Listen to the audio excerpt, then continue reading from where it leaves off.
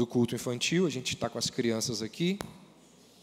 Eu queria pedir a sua atenção especial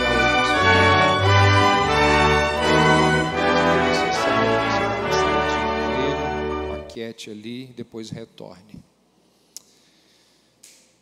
Abra aí a sua Bíblia, Romanos capítulo 3. Romanos 3. Vou pedir que você mantenha o texto aberto. Inicialmente eu vou ler apenas o verso 21. Romanos 3, verso 21 diz: Mas agora, sem lei, se manifestou a justiça de Deus, testemunhada pela lei e pelos profetas. Se depois você quiser fazer isso em casa, você pode observar que lá do verso 18 do capítulo 1, lá no início, quando Paulo vai falar da ira de Deus,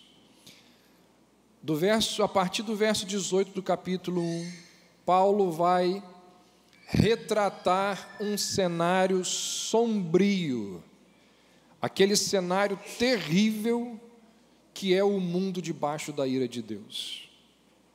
Paulo vai descrever algo impactante acerca do mundo no qual nós vivemos, como que ele está debaixo do juízo e da ira de Deus. E ele vem fazendo isso até o verso 20 do capítulo 3. E aí no verso 21, ele compartilha algo encantador.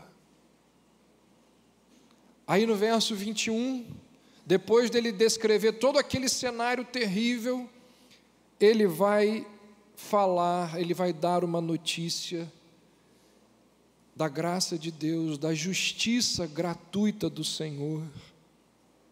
Então, primeiro ele descreve a situação complicada do homem, para que ao apresentar as boas novas, aqueles que ouvem as boas novas, aqueles que leem aquilo que ele escreveu, compreendam a grandiosidade daquela notícia que ele está descrevendo.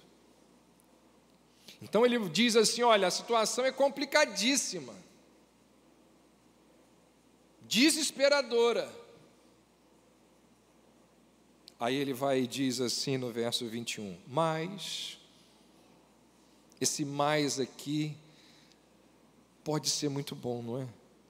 Você chega no médico, o médico vira e diz assim: ó, sua situação é essa.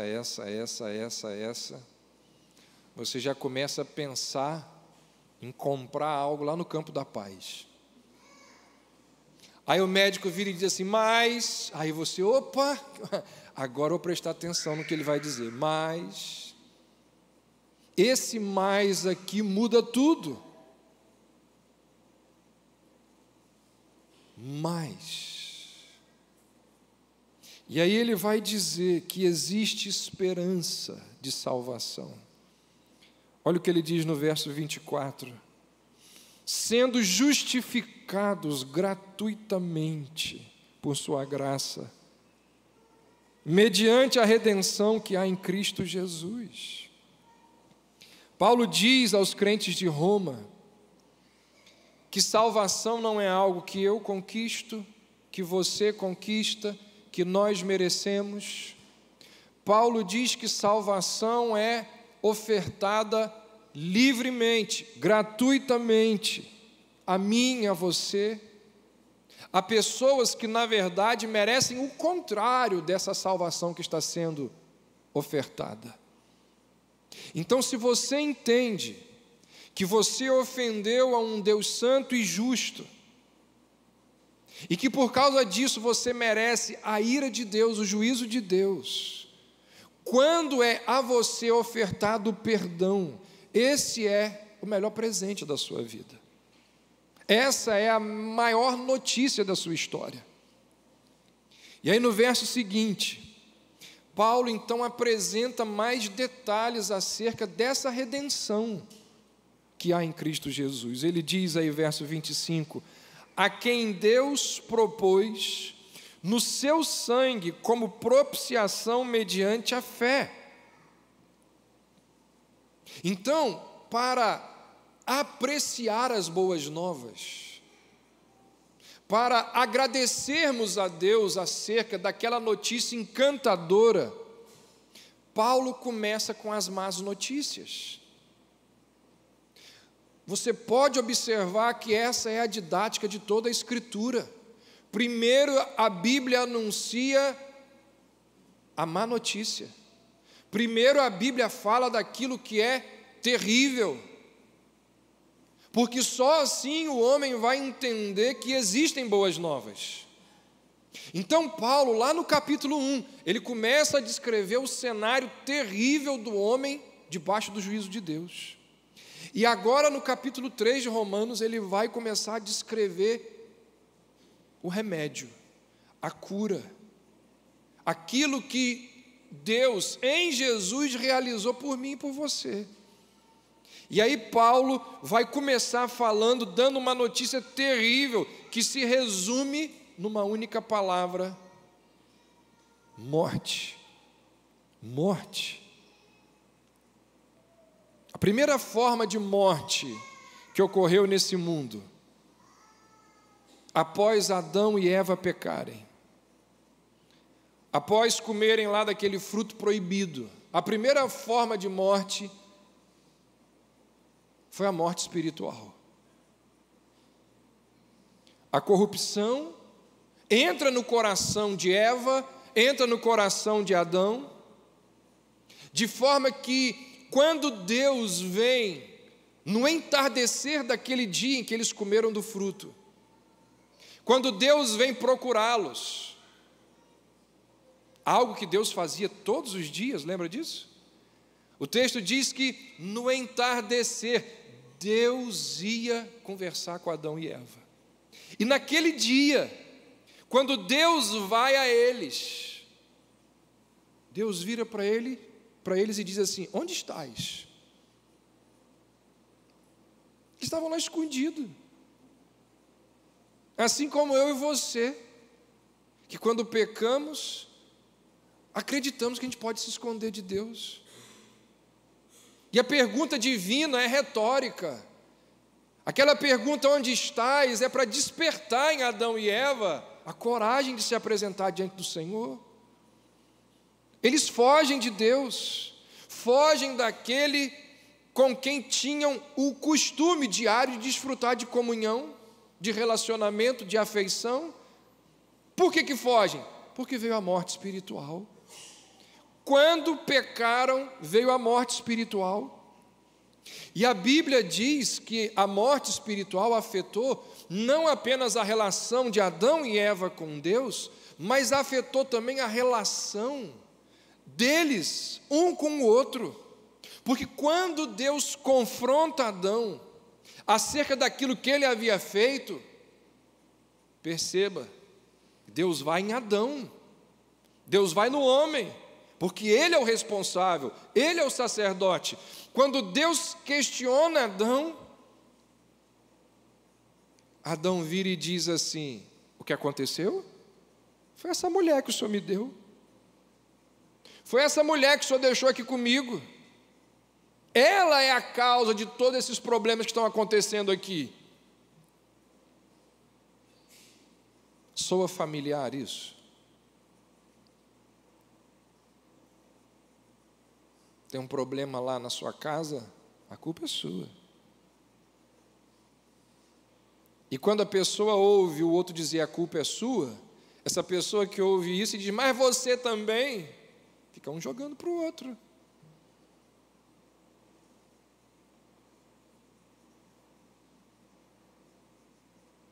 Quantas vezes isso acontece nas nossas casas, né?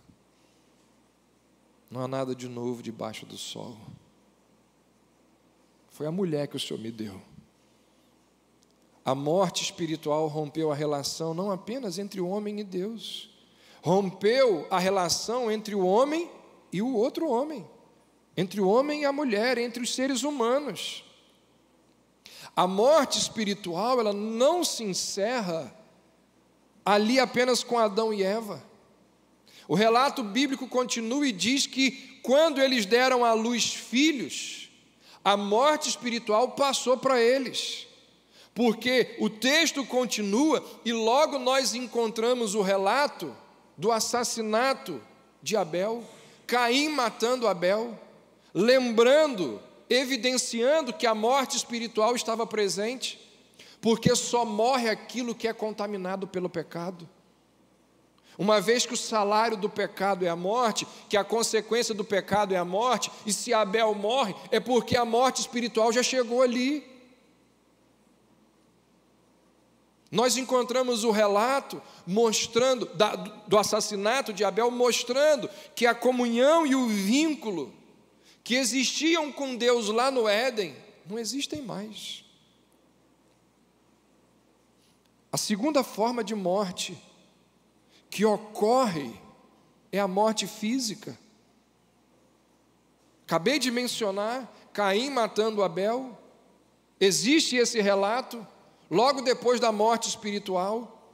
Só que você avança um pouquinho no texto bíblico, você chega lá no capítulo 5 de Gênesis, e ali a morte física é enfatizada, porque o capítulo 5 vai descrever pequenas, curtas biografias de cada pessoa que já tinha naquele início de mundo. E Gênesis 5 vai dizer o tempo todo: fulano viveu tantos anos e morreu. Fulano viveu tantos anos e morreu. Você vai vendo. Por que aquilo está escrito ali? Por que existe aquele relato em Gênesis 5? Para mostrar que a morte entrou no mundo. Você vai ver a ênfase do texto bíblico: e morreu, e morreu, e morreu. Porque esse passa a ser o desfecho da história da humanidade de geração em geração. A morte espiritual provocou morte física. A cada dia, a cada hora, a cada minuto. Na verdade, a cada segundo, alguém em algum lugar está morrendo. Nesse instante que eu estou falando essa frase aqui, nesse instante, tem alguém recebendo a notícia de que uma pessoa amada morreu. A morte física alcança todos os homens. Acontece o tempo todo. Os cientistas dizem que nós já nascemos morrendo. A semente da queda e da morte já está em nós desde a concepção. Algumas células já vão morrendo desde o início. Nós já caminhamos na direção da morte desde que nascemos. Morte espiritual, morte física. Terceira forma de morte, que é a pior de todas, é a morte eterna. A Bíblia se refere a ela como segunda morte. Quanto aos covardes, aos incrédulos, aos abomináveis, aos assassinos, aos impuros, aos feiticeiros, aos idólatras e a todos os mentirosos, disse João escrevendo à igreja, de João ao escrever o Apocalipse: a parte que lhes cabe será no lago que arde com fogo e enxofre, a saber, a segunda morte.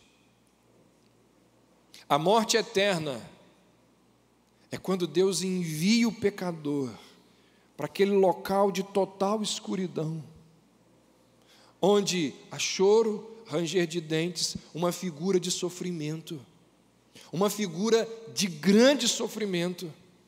É o lugar, como disse o texto, de fogo, de tormento, onde o verme não morre. A ideia ali de uma consciência culpada, que não deixa a gente descansar hora nenhuma.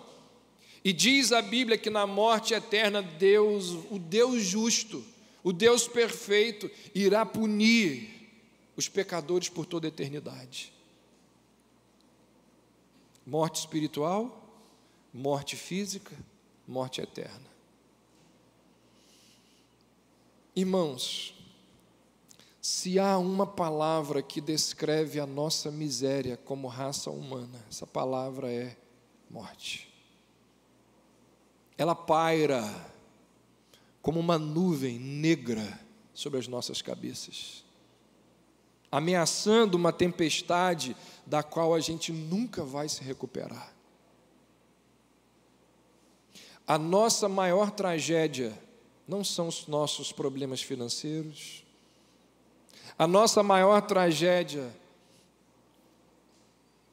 não são as nossas questões existenciais. A nossa maior tragédia é a morte. Porque, como diz o ditado, para tudo tem jeito, não é? Menos. É a nossa maior tragédia. Ela nos ameaça o tempo todo. O tempo todo. Um problema no coração. Meu Deus. O que Martinha sentiu quando alguns anos atrás teve um problema no coração? O que irmão Sérgio sentiu há poucos dias atrás? Problema grave no coração. O que deu uma olhadinha assim para eles? Quando nós ficamos doentes, o que a gente teme? Amanhã eu vou viajar, vou lá para a Conferência Fiel. Eu peço orações porque eu vou de carro, e a gente tem medo de quê? O tempo todo está perto da gente. O mundo parou em 2021, por quê? Ela nos retira aquelas pessoas que nós amamos. Queria que meu pai estivesse aqui hoje.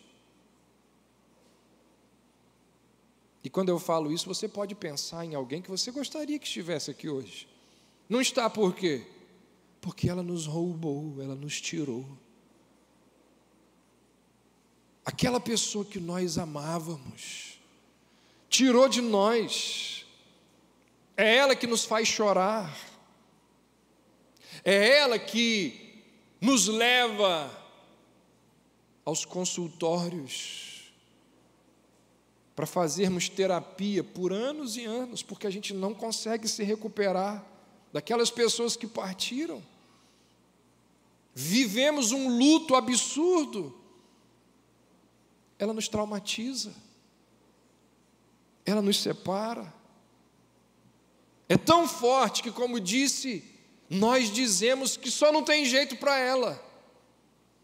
A nossa maior tragédia é, sem dúvida nenhuma, a morte. E a grande notícia que nós celebramos, anunciamos, proclamamos e nos faz cantar, a grande notícia que nós celebramos essa manhã, todo primeiro domingo do mês, é que Deus proveu uma solução para essa tragédia. Jesus uma vez disse: eu sou a ressurreição e a vida. Aquele que crê em mim, de maneira nenhuma, morrerá. O que ele quis dizer com isso? Como disse o puritano John Owen, a morte morreu no dia que ela matou Jesus. E aí ele foi escrever um livro. E o título do livro ele deu: A Morte da Morte na Morte de Cristo. E é isso que o apóstolo Paulo está ensinando aqui nesse texto que nós temos diante de nós. Ele diz aí no verso 24: sendo justificados gratuitamente por sua graça, mediante a redenção que temos em Cristo Jesus. O que significa redimir? Redenção. Significa obter de volta, readquirir. É usado quando você pretende reaver uma perda que ocorreu devido a um compromisso financeiro. Por exemplo, você precisa de uma grana. Você precisa de muita grana. Aí você vai lá no Itaú e procura a Natália. Vira assim: Natália, eu preciso de dinheiro, muito dinheiro. Aí ela vira para você e fala assim: ó, esse valor a gente só te empresta se você trouxer a escritura da sua casa. Hã? É muito dinheiro. E quando que eu vou ter a escritura de volta? O dia que você pagar o empréstimo.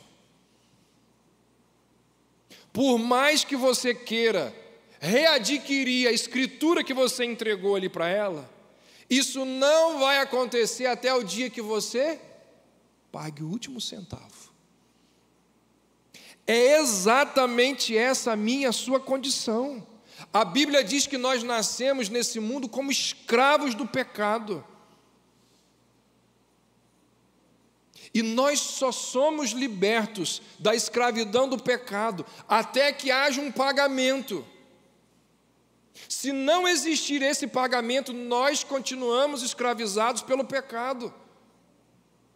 E qual é o resultado dessa escravidão? A morte. Paulo nos informa que esse pagamento foi feito. Paulo diz que Cristo efetuou esse pagamento. Qual foi a última palavra de Jesus na cruz? Tetelestai. Significa o quê? Pago completamente. Está pago. E quando nós pensamos na vinda de Cristo a esse mundo, para efetuar esse pagamento que eu e você não tínhamos condições de fazer, a Bíblia sempre apresenta a obra de redenção. Essa obra de pagamento em 3 categorias importantes. Primeiro, sofrimento. Do berço à cruz, a Bíblia diz que Jesus foi caçado igual um animal selvagem. Lembra? Quando ele nasceu, Herodes virou assim: matem todas as crianças, porque eu quero matar esse menino. Caçado. Ele vai crescendo e vai conhecendo o sofrimento ao longo da vida, a ponto de Isaías dizer assim: homem de dores, sabe o que é padecer. E às vezes a gente olha para essa expressão e pensa só na dor física. Gente, Jesus, para não pecar, quanta dor emocional ele precisou ter. Porque eu e você, quando alguém nos ofende, a gente pega aquilo que está dentro da gente, a gente esbraveja em cima dele. Quanta ironia, zombaria. Jesus foi exposto e ainda assim ele teve que reagir com mansidão, com amor, com compaixão. E isso faz a gente sofrer. Homem de dores. Lá no Getsêmani, diante do cálice da ira de Deus que o aguardava, ele cai de joelhos e roga ao Pai por auxílio, porque a alma dele estava prestes a experimentar um sofrimento intenso e imenso. Por isso que ele vira para o Pai e diz: se for possível, afasta de mim esse cálice. Ele ora com tanta angústia que o texto diz que ele começa a suar gotas de sangue. A situação foi tão tensa que a Bíblia diz que o Pai enviou um anjo para consolar o filho. Lembra disso? Na última milha da jornada, Jesus teve a presença de um anjo auxiliando, tal era a angústia dele. Além do sofrimento, a Bíblia sempre apresenta a obra de pagamento da dívida que nós temos como uma substituição. Paulo vai dizer assim, escrevendo aos crentes de Corinto: aquele que não conheceu o pecado, ele se fez pecado por nós, para que nós fôssemos feitos justiça de Deus. Ou seja, a doutrina bíblica da substituição, ela está presente o tempo todo. A Bíblia o tempo todo está dizendo assim: ô seu miserável, quem merecia morrer era você. Ô seu trambiqueiro, mentiroso, orgulhoso, vaidoso, era você que tinha que morrer, por causa de todo esse cambalacho que você faz aí, por causa das suas traições, por causa do seu coração mau, e não tinha nada que você pudesse fazer para reverter essa situação. Vocês estragaram tudo. O Deus justo, ele tinha que trazer a espada da justiça dele e destruir a gente.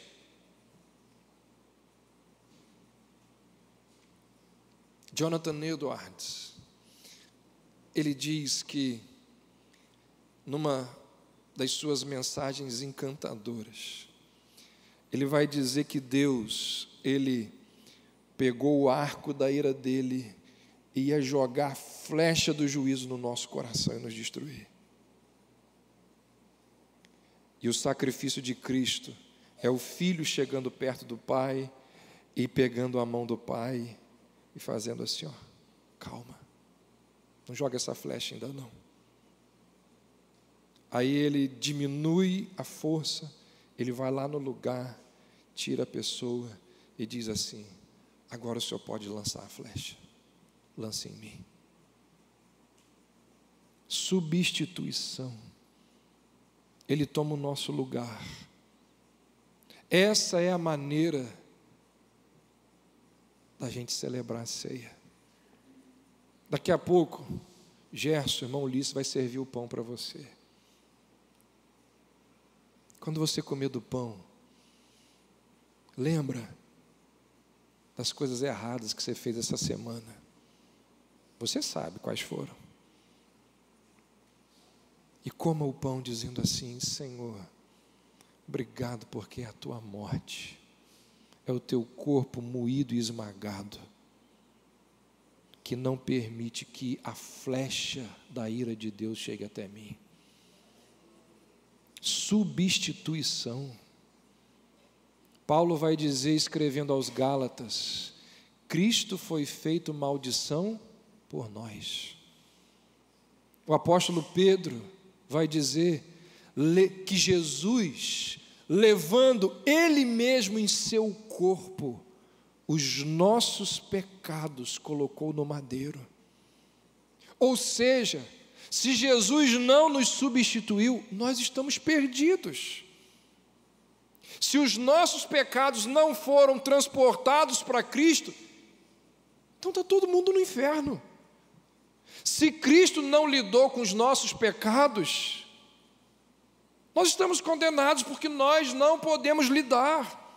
Se Ele não pagou a minha pena, a sua pena, então nós precisamos pagar, só que nós não conseguimos. Não existe outra possibilidade, é Ele ou eu. Na verdade, é Ele ou Ele. Por isso que nós vamos cantar daqui a pouco.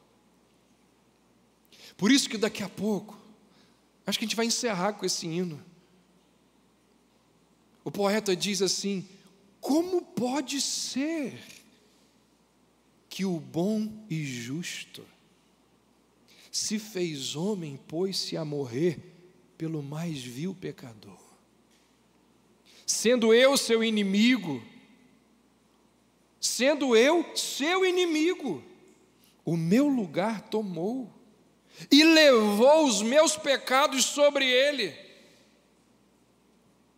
Sua retidão, pela fé, minha é. E aí ele diz: aleluia, troca gloriosa, que grande mistério, que por graça salvo sou. Aleluia, glória seja a Cristo por seu sacrifício. Declarado justo, nele eu sou. Substituição. Além de sofrimento e substituição, a Bíblia sempre apresenta a obra de redenção como satisfação. Cristo ressuscita dos mortos e mostra, através da ressurreição, que Deus ficou satisfeito com o sacrifício oferecido. Ou seja, a ressurreição de Cristo, o domingo pela manhã, é o ápice das boas novas.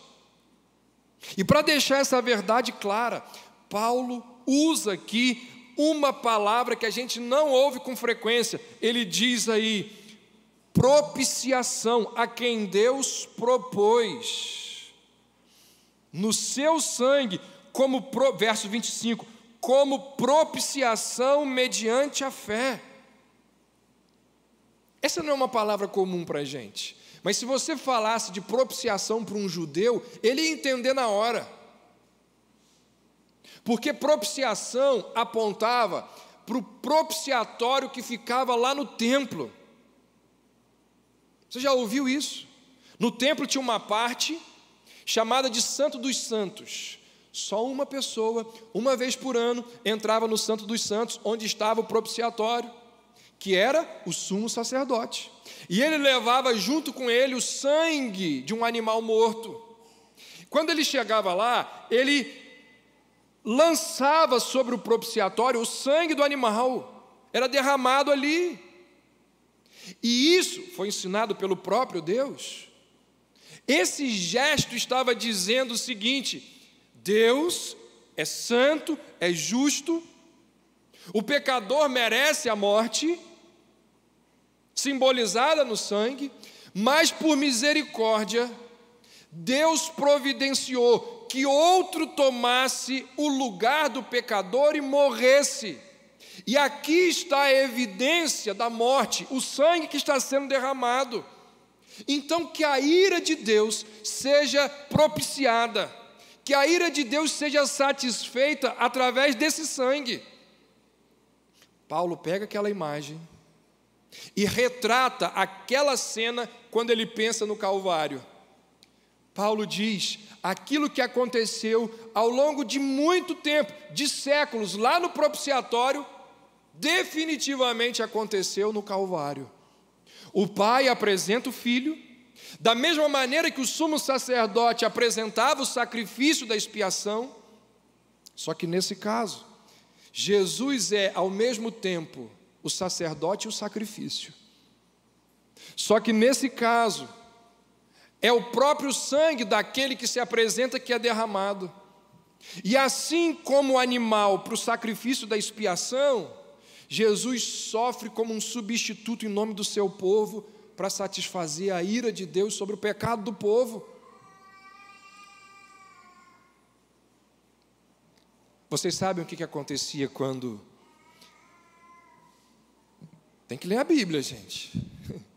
Sabe o que acontecia quando o sacerdote saía do Santo dos Santos? Porque o povo ficava do lado de fora assim: será que Deus aceitou o sacrifício? E o sinal de que Deus aceitou o sacrifício era quando o sacerdote saía do Santo dos Santos, porque se Deus não aceitasse, ele era fulminado lá dentro. E quando ele saía do Santo dos Santos, a primeira coisa que ele dizia era: Shalom, paz. O sacrifício foi aceito. A ressurreição é o Shalom de Deus. Quando Jesus sai do túmulo, ele sai para deixar a paz. Não existe mais o arco apontando para o nosso coração. A ressurreição lembra que o sacrifício foi aceito. E aí, quando a gente olha para a cruz e a gente vê a forma moída do Filho de Deus, como se ele estivesse sido atacado por uma besta feroz lá nas selvas da África, nós podemos dizer: era para ser eu, mas foi o Filho de Deus. Era para ser derramada sobre mim, mas recaiu sobre o Cristo de Deus. Mas quando ele ressuscita, ele diz: a morte já não tem mais poder sobre vocês. A nossa morte morreu na pessoa do Filho de Deus. Ele se oferece como um sacrifício expiatório, sofrendo a ira divina que deveria ter nos afundado e nos lançado nas mais terríveis chamas do inferno.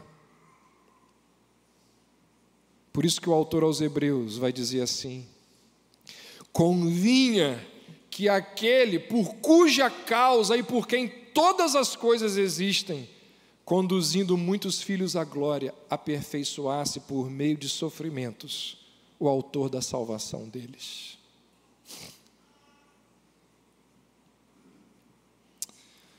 Ressurreição é a confirmação de que Deus aceitou o sacrifício. Não é por acaso que Jesus sempre, pode observar isso, sempre que Jesus falava da sua morte, ele também falava da sua ressurreição. Ele não fala da morte sem a ressurreição. Não temas, eu sou o primeiro e o último, aquele que vive. Estive morto, mas eis que estou vivo pelos séculos dos séculos e tenho as chaves da morte e do inferno. Por mais gloriosa, por mais encantadora que tenha sido a morte de Cristo, é essencial que a história não termine ali, porque se Cristo não ressuscitou, a morte dele foi igualzinha de qualquer outro homem. Mas a ressurreição é Jesus saindo do túmulo, assim como o sacerdote saía do Santo dos Santos, e ele está dizendo assim, ele aceitou.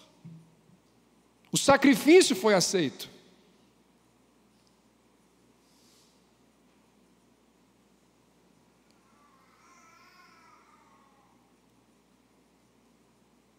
O segundo acontecimento que nos mostra que Deus aceitou o sacrifício de Cristo foi que ele subiu aos céus. Essa é uma das doutrinas pouco enfatizadas, a ascensão de Cristo. Essa é uma doutrina pouco anunciada e pregada, mas a ascensão de Cristo, o retorno do momento de humilhação para o momento de glorificação, nos lembra que Deus aceitou o sacrifício de Cristo. Quando Ele volta aos céus, Ele está dizendo, o Pai aceitou o meu sacrifício. Ressurreição e ascensão. Irmãos, a morte é, sem dúvida nenhuma, aquilo que mais nos perturba aqui nesse mundo. Direta e indiretamente, nós somos ameaçados por ela o tempo todo. Cristo veio a esse mundo para aniquilar a morte, para destruir a morte. Uma vez, C.S. Lewis estava enfermo, muito enfermo. E um amigo foi visitá-lo, longe, morava longe, naquela época não tinha a facilidade de hoje, de se locomover. E quando o amigo chegou na casa dele, começou a conversar com Lewis, muito triste, porque o amigo estava partindo. Lewis virou para ele e disse assim: fulano, se nós acreditamos de fato naquilo que afirmamos crer, não há motivo para toda essa angústia que você está vivendo em relação à minha partida.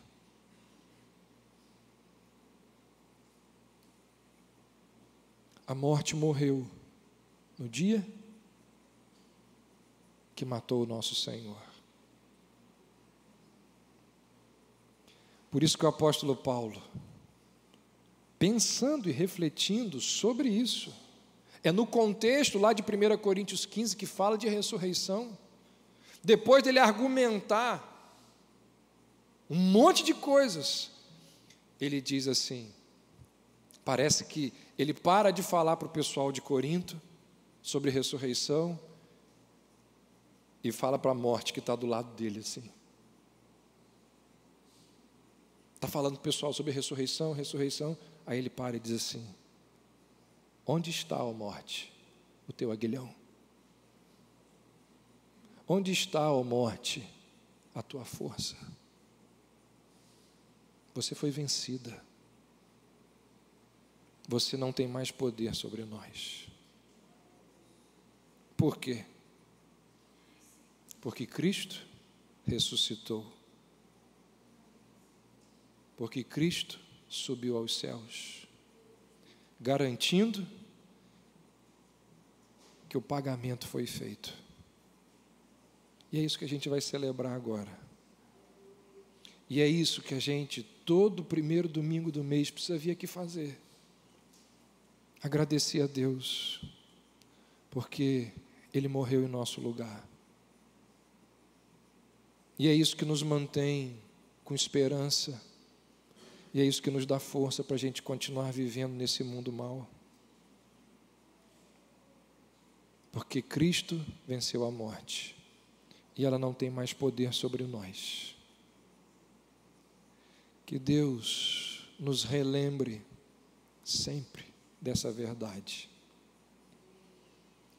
Ele venceu a morte. Através do seu sofrimento, através da sua substituição, através da satisfação, substituindo-nos, e através da satisfação da ira de Deus. Pense nisso, reflita sobre isso, e que esses pensamentos e reflexões o conduzam a genuinamente agradecer a Jesus por sua morte em nosso lugar. O pessoal da música pode vir, nós vamos cantar, vamos distribuir o pão, o vinho, e vamos então agradecer a Deus pela morte de Cristo em nosso favor.